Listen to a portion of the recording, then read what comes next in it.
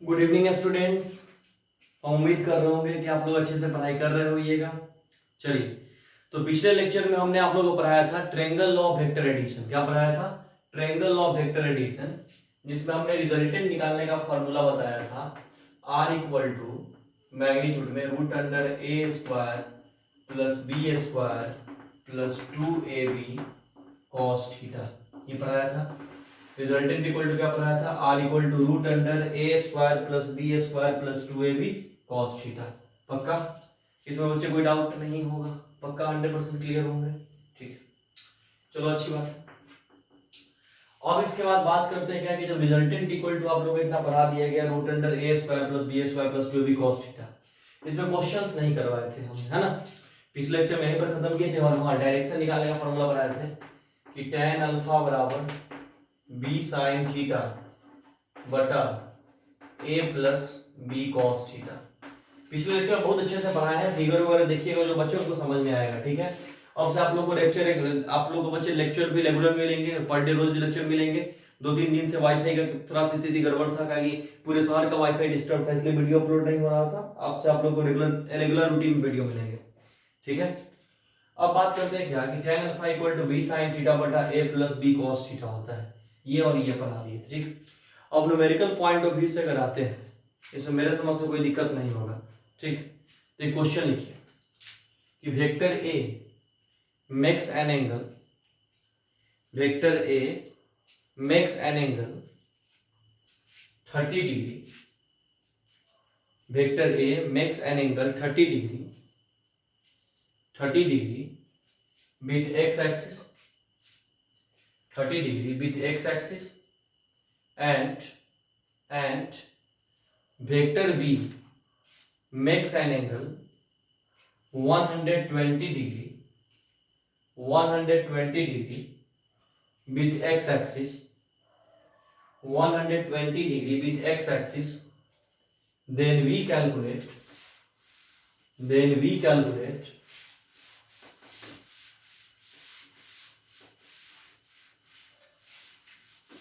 resultant of these two vectors. We calculate resultant of these two vectors whose magnitude is 3 unit and 4 unit respectively. Whose magnitude is 3 unit and 4 unit respectively. चलो question समझते हैं, बहुत आसान question. सबसे पहले x और y axis बना लें। मान लीजिए x एक्सिस है और मान लीजिए y एक्सिस है। ठीक, तो क्या बोला जा रहा है कि वेक्टर a जो है वह x एक्सिस से 30 डिग्री पे बना दिया। फिर क्या बोला कि वेक्टर b जो है वह x से 120 डिग्री पे है। तो 120 डिग्री जब भी होगा तो 90 के बाहर होगा। तो मान ले वेक्टर b कहीं यहां होगा और वो भी x एक्सिस से कितना डिग्री पे है? 120 डिग्री पे। तो ये जो बचा पार्ट वो कितना बचा? 90 डिग्री। खुद देख ले। और a और b का मैग्नीट्यूड दे रखा है। a का मान लो, वेक्टर a का मैग्नीट्यूड 3 दिया है और वेक्टर b का मैग्नीट्यूड मान लो 4 दिया है। शायद ये दिया होगा क्वेश्चन, जो मन में आया था लिखवा दिए थे। तो रिजल्टेंट निकालने का फॉर्मूला क्या पढ़ाए थे? r equal to root under A square plus B square plus 2ab cos theta. पिछले लेक्चर हमने पढ़ाया था, वहां हमने बच्चे बार बार एक बात पे जोर दिया था। यहाँ थीटा का मतलब बच्चे आप समझोगे, थीटा का मतलब आप समझोगे एंगल बिटवीन टू वेक्टर। हमने कहा था थीटा का मतलब समझोगे एंगल बिटवीन टू वेक्टर, यानी दो वेक्टर के बीच का एंगल थीटा होता है। तो वैसी स्थिति में r इक्वल टू, खुद सोचोगे, a के जगह पर क्या होगा? 3 का स्क्वायर, b के जगह पर क्या होगा? 4 का square, 2 into 3 into 4 into cos 90। तो कॉस 90 क्यों 90? क्योंकि थीटा का मतलब एंगल बिटवीन टू वेक्टर। एक वेक्टर a है और एक वेक्टर b है और दोनों वेक्टर के बीच का एंगल कितना डिग्री? 90 डिग्री। तो cos 90 0, ये पूरा टर्म 0। तो r इक्वल टू क्या बच गया, 3 का स्क्वायर 9 और 4 का स्क्वायर 16 यानी 25 यानी कि 5, यानी रिजल्टेंट का मैग्नीट्यूड कितना होगा 5 यूनिट। इसमें तो मेरे समझ से कोई डाउट नहीं होगा, ये तो एकदम सिंपल था, आप कर सकते थे, पक्का कर सकते थे। ठीक है, चलिए इसको नोट करिए, फिर आगे बात करते हैं।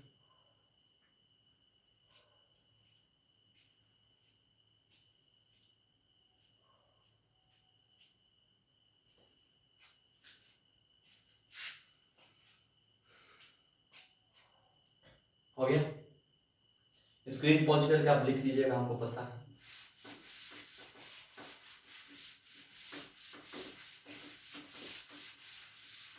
एक अगला क्वेश्चन लिख के उसका स्क्रीन पॉज करके पूछिएगा, खुद से बनाने की कोशिश करिएगा, सेम टाइप का दे रहे हैं। लिखिए कि vector A makes an angle 30 degree, vector A makes an angle 30 degree and vector B makes an angle 60 degree, makes an angle 60 degree with x-axis respectively, with x-axis respectively, then उससे पहले लिख ले कि magnitude of vector A and B both are 10 unit, magnitude of vector a and b both are 10 unit, then we calculate resultant of these two vectors,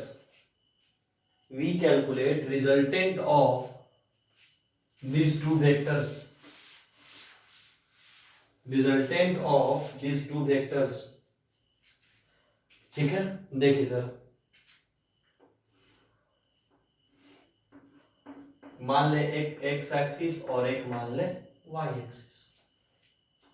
vector A मान ले x से बनाया 30 degree और वेक्टर बी मान ले x से बनाया 60 degree. तो ए और बी के बीच का जो एंगल बचा ये कितना बचा 30 डिग्री, और वेक्टर ए और वेक्टर बी दोनों का मैग्नीट्यूड कितना दिया है 10 यूनिट।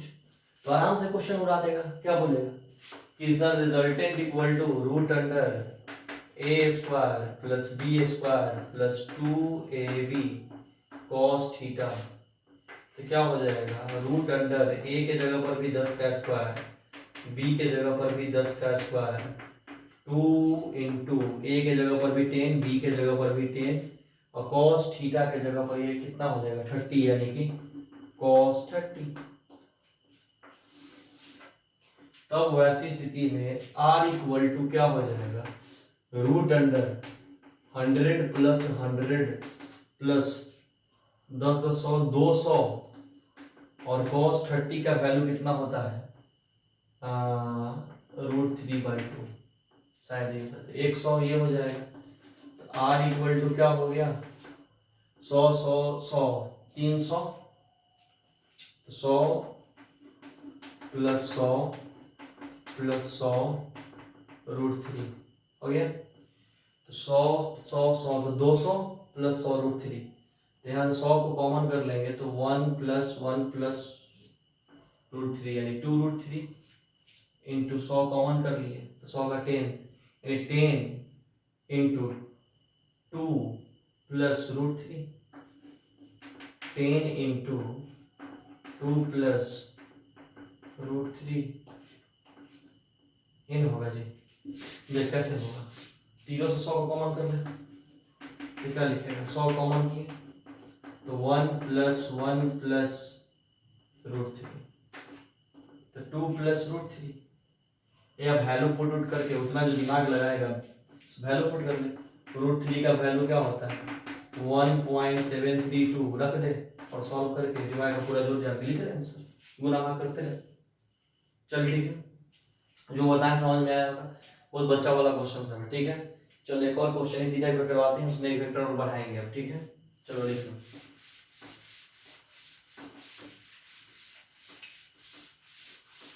देखो vector A makes an angle 45 degree,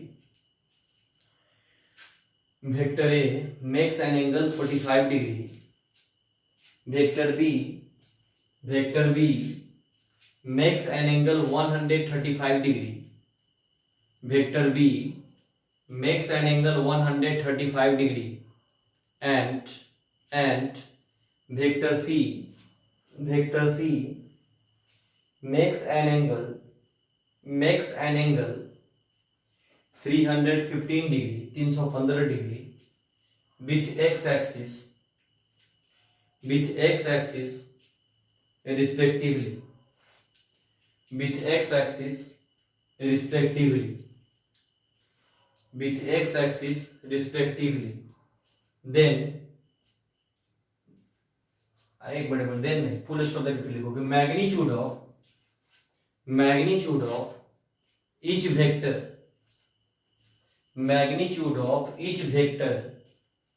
is 300 unit. Magnitude of each vector is 300 unit. Magnitude of each vector is 300 unit. Then we calculate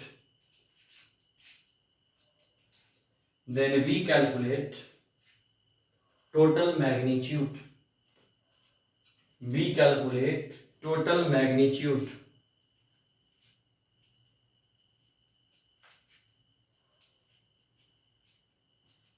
और करके इसी को लिख लो कि और we calculate sum of the magnitude of all the vector, या इसी को दूसरे शब्दों में लिख लो कि we calculate sum of the magnitude of all the vector, यानी सारे वेक्टर के मैग्नीट्यूड का सम, चलो सिंपल है भाई। चलो क्वेश्चन लिख के स्क्रीन पॉज करो 10 और बनाने की कोशिश करो। हम तो बना दे रहे हैं, वीडियो है इसलिए तुम स्क्रीन पॉज करके पक्का ट्राई करो। अच्छा सवाल है, एक स्टेप में बन जाएगा। मान लो ये एक्स एक्सिस है, मान लो ये वाई एक्सिस है, और मान लो ये जेड एक्सिस है। रियलिटी में तो जेड यहाँ ऐसे होता है, एक्स वाई से 90 डिग्री, वाई जेड से 90 डिग्री, जेड एक्स से 90 डिग्री, लेकिन बोर्ड पे 3D फिगर बनाना पॉसिबल नहीं है, इसलिए मैं एज्यूम कर ले रहे हैं कि ये जेड है। मान लेंगे कि एक्स वाई से भी 90 डिग्री, वाई जेड से भी 90 डिग्री और जेड एक्स से भी 90 डिग्री। ठीक, क्वेश्चन क्या बोला कि वेक्टर ए जो है वह एक्स से 45 डिग्री पे, चल बना दिए पक्का।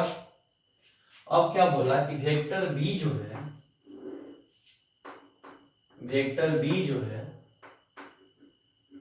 वह x से 135 डिग्री पे, वेक्टर बी x से कितना डिग्री पे है, 135 डिग्री पे। a 45 डिग्री पे और b कितना डिग्री पे, 135 डिग्री पे। ठीक, और क्या बोला कि x वेक्टर c जो है वह x से, दूसरे तरफ एक मार्कर चौक देख लेते हैं, चौक, हाँ, यहां पर क्या बोला कि वेक्टर c जो है वह x से 315 डिग्री पे। तो मान लीजिए 315 डिग्री यहां होगा, कैसे देख, इसके बीच में 90, ये दोनों के बीच 190 90 फिर होगा यानी 180 तक आएगा, फिर यहाँ 90 यानी 270 तक आएगा, फिर यहाँ 90 यानी 360 तक आएगा, 270 से ज्यादा जो होगा इस क्वाड्रेंट में आएगा। ये 315 को यहाँ खींच दी, कोई दिक्कत। अब शायद हमने तीनों वेक्टर का मैग्नीट्यूड 300 बताया है, यानी ए का भी 300, सी का भी 300 और बी का भी 300। तो आपको पता है कि जब कोई दो वेक्टर एक लाइन पे होगा,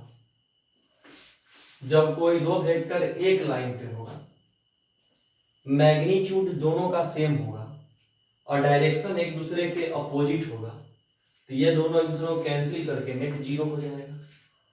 ये भी 300 ये भी 300, तो मैग्नीट्यूड सेम, डायरेक्शन एक दूसरे के अपोजिट, तो ये दोनों एक दूसरे को कैंसिल करके नेट 0 हो जाएगा।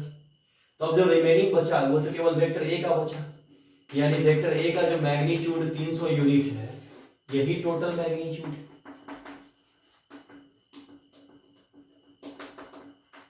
यानी आंसर हो जाएगा डायरेक्ट 300। समझ में आ गया, आसान था, इसमें कोई डरने वाली बात नहीं थी, पक्का 100%। चलो हम आगे पढ़ते हैं, कुछ ध्यान से देखो। तुम लोग को हमने वेक्टर को ऐड करने का 3 तरीका बताया था मेनली। एक triangle law of vector addition, दूसरा parallelogram law of vector addition, और तीसरा polygon law of vector addition. तो हमने बच्चे पिछले लेक्चर में triangle law of vector addition पढ़ा दिया। क्या पढ़ा दिया? Triangle law of vector addition.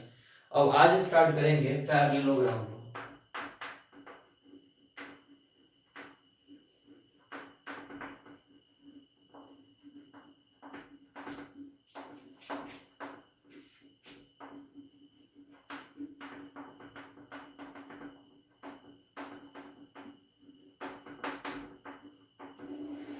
आज का हेडिंग है बच्चा parallelogram law of vector addition.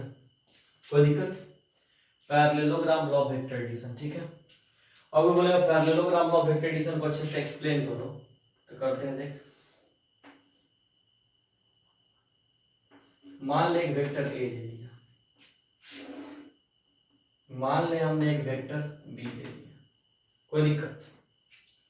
तब क्या बोल रहे हैं कि कोई दो वेक्टर है जो मैग्नीट्यूड और डायरेक्शन में पैरेललोग्राम के अच्छा पिछले लेक्चर में जो बात पढ़ाया था फिर से रिवीजन करवा दे रहे हैं। हमने पढ़ाया था कि कोई वेक्टर एक पॉइंट से स्टार्ट हो और अगर आगे की तरफ बढ़ता चला जाए तो इसको हम क्या बोलते हैं कि ये सेम ऑर्डर में बढ़ रहा है। कौन ऑर्डर में? सेम ऑर्डर में। क्या बोलते थे? कोई वेक्टर एक पॉइंट से स्टार्ट हो और आगे की तरफ बढ़ते चला जाए कंटिन्यू, तो क्या बोलते थे कि कौन ऑर्डर में? सेम ऑर्डर में। कोई दिक्कत? तो बोल रहे कोई दो वेक्टर है जो मैग्नीट्यूड और वेक्टर है, तो वेक्टर के पास बच्चा मैग्नीट्यूड भी होगा डायरेक्शन भी होगा। तो क्या बोल रहे हैं? कोई दो वेक्टर है जो मैग्नीट्यूड और डायरेक्शन में पैरेललोग्राम के दो साइड को बता रहा है, और ये कौन ऑर्डर में? सेम ऑर्डर में। कौन ऑर्डर में है? सेम ऑर्डर में। तो इसके हेल्प से हम एक पैरेललोग्राम बना लें।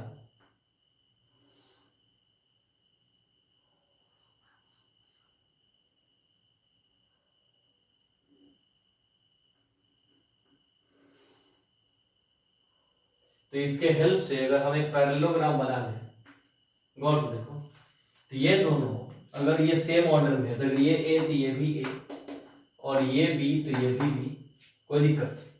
तो हम क्या बोले? कोई दो वेक्टर था जो मैग्नीट्यूड और डायरेक्शन में पैरेललोग्राम के दो साइड को बताया, और ये दोनों कौन ऑर्डर में था? सेम ऑर्डर में था। तो इसके हेल्प से हमने एक पैरेललोग्राम बना लिया, और इस पैरेललोग्राम का जो डायगोनल होगा, और इस पैरेललोग्राम का जो डायगोनल होगा वही रिजल्टेंट होगा, और वही इस दोनों वेक्टर के सम के बराबर होगा। पैरेललोग्राम का जो डायगोनल होगा वही इस दोनों का क्या होगा? रिजल्टेंट होगा, और किसके बराबर होगा? सम के बराबर होगा। कोई दिक्कत? पक्का? तो इसी को बोले parallelogram law of vector addition. तो गौर से देख, parallelogram law of vector addition को तो अच्छे से वॉच करेगा तो ये इसको दो पार्ट में अगर बांट दिया जाए तो ये एक तरह का दोनों ट्रायंगल लॉ बन गया। A B resultant, A B resultant, तो ट्रायंगल लॉ बन गया। पक्का 100%। अब सोच, फिर इसको डॉट डॉट लाइन से आगे बढ़ाए और यहां अगर परपेंडिकुलर ड्रॉ करें, डॉट डॉट लाइन से आगे बढ़ा के अगर यहां परपेंडिकुलर ड्रॉ करें और फिर इस रिजल्टेंट का मैग्नीट्यूड प्रूफ करके निकालें, तो क्लास का टाइम पास कर रहा होगा। क्योंकि पिछले वीडियो में ही हमने इसका रिजल्टेंट प्रूफ करके निकाला था। तो रिजल्टेंट क्या आया था? Root under A square plus B square plus 2ab cos theta. बोल था ना, जहां थीटा दोनों वेक्टर के बीच का एंगल था और अल्फा जो था वो रिजल्टेंट और कोई वेक्टर के बीच का एंगल था। याद आ रहा है ना?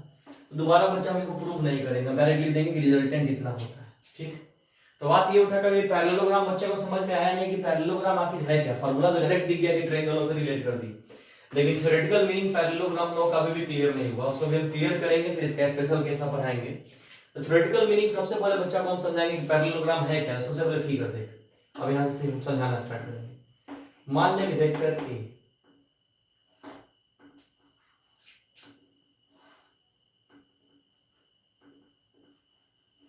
मान लें वेक्टर बी, कोई दिक्कत? तो हम क्या बोल रहे हैं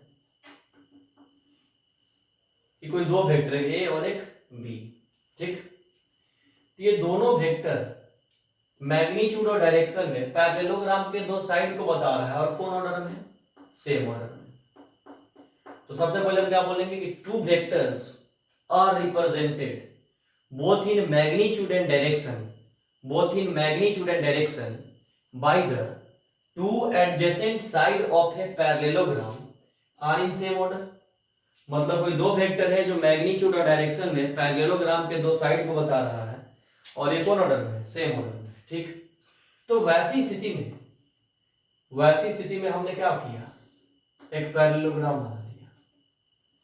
क्या बना दिया? पैरेललोग्राम।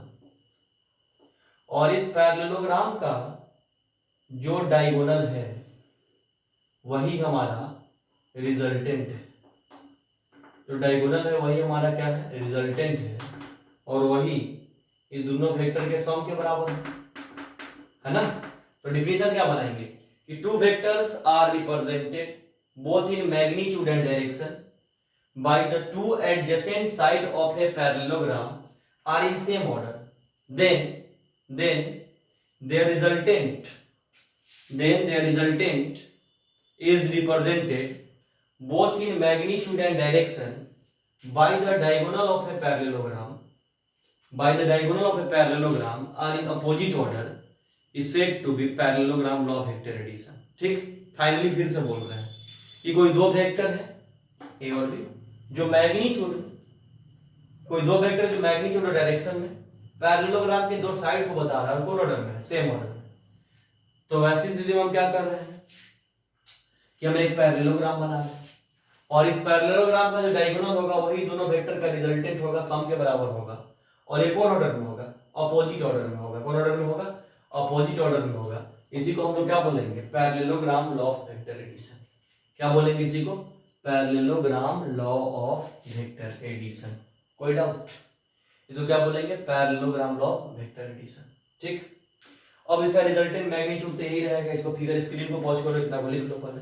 अब हम यहाँ से स्पेशल केस स्टार्ट करेंगे। इतना लिख लो और हम स्पेशल केस बनाते हैं।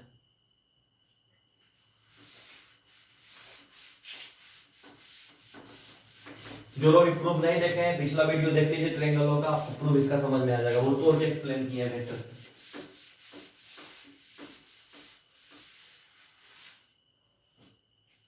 अब इसके स्पेशल केस में पहला केस बनाते हैं कि when theta equal to 0 degree. पहला केस बनाते हैं कि when theta equal to 0 degree. तो मैं पूछेगा कि एंगल 0 डिग्री कब बनेगा? तो आपको सिखाते हैं, याद रख लीजिए कि जब भी कोई दो पार्टिकल एक प्लेन पे हो। मान लो हमने कोई दो वेक्टर को ही दो पार्टिकल बना दिया।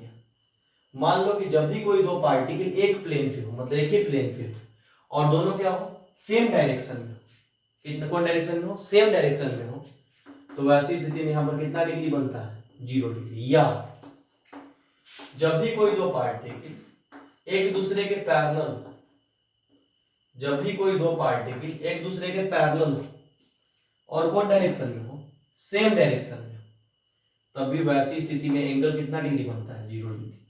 मतलब कि कोई पूछेगा 0 डिग्री बनने का कंडीशन बता दे, क्या बोलेंगे कि जब भी कोई दो पार्टिकल एक ही प्लेन पे हो और दोनों सेम डायरेक्शन में हो, या दोनों एक दूसरे के पैरेलल हो और सेम डायरेक्शन में हो, तो एंगल कितना डिग्री क्रिएट करता है?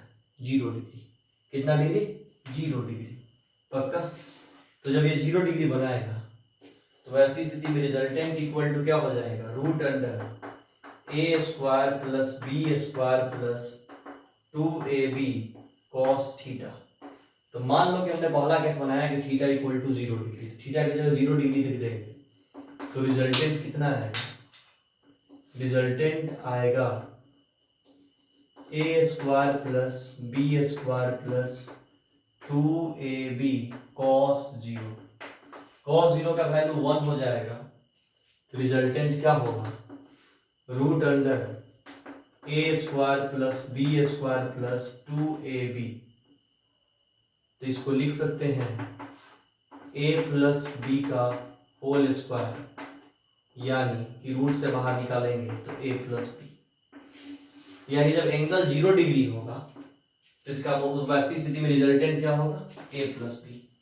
क्या होगा, a प्लस बी। अभी हम ये चेक करवा रहे हैं कि रिजल्टेंट मैक्सिमम कहाँ पे होगा और रिजल्टेंट मिनिमम कहाँ पे होगा।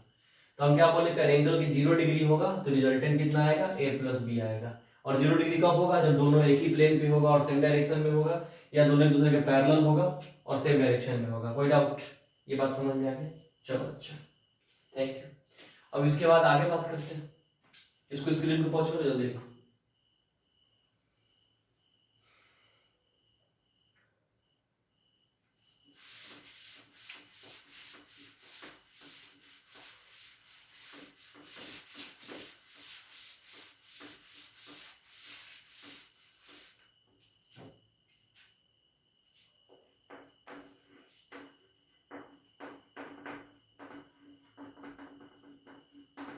दूसरा मान लो कि when theta equal to 90 degree, ठीक है। तो 90 डिग्री कब बनता है, ये तो बहुत आसान, तुम लोगों को पता है कि जब कोई दो पार्टिकल एक दूसरे के परपेंडिकुलर होते हैं।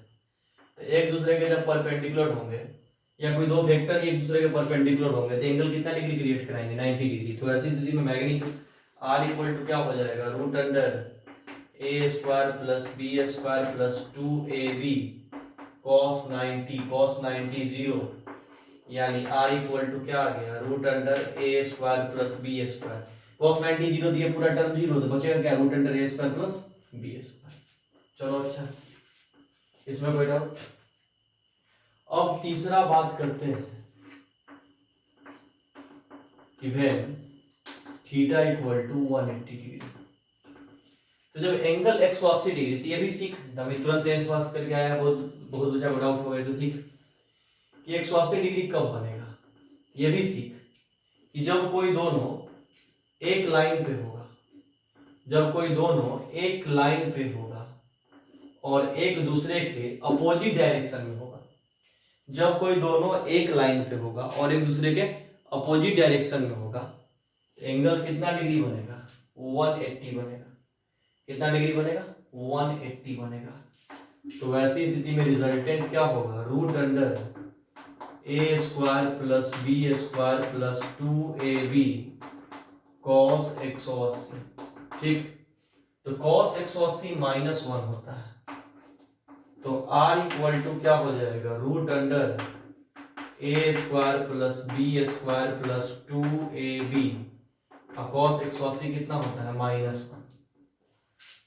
एक मिनट बड़े बड़े, एक मिनट, एक बात और समझ ले। 180 डिग्री का एक केस बताएं कि ये एक लाइन पे हो एक दूसरे का अपोजिट, या एक केस और होता है कि जब कोई एक दूसरे के पैरेलल, जब कोई एक दूसरे के पैरेलल हो लेकिन डायरेक्शन एक दूसरे के क्या अपोजिट हो, मतलब एंटी पैरेलल का केस हो। तो यहाँ पर भी जो एंगल बनता है वो कितना डिग्री बनता है, 180। मतलब 180 डिग्री के लिए कोई पूछेगा तो समझा सकते हो जब कोई एक दूसरे के अपोजिट डायरेक्शन में हो लेकिन पैरेलल हो, मतलब एंटी पैरेलल हो, तभी 180 डिग्री, या एक ही प्लेन पे हो एक दूसरे के अपोजिट डायरेक्शन में हो तब भी 180 डिग्री बनता है। और cos 180 का वैल्यू -1 होता है, बेसिक मैथ वही पढ़ाएंगे कोई तुरंत।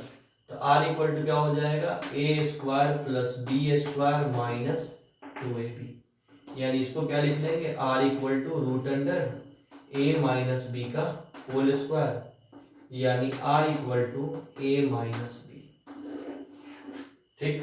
पर इसको लिख लीजिए, जल्दी लिखिए।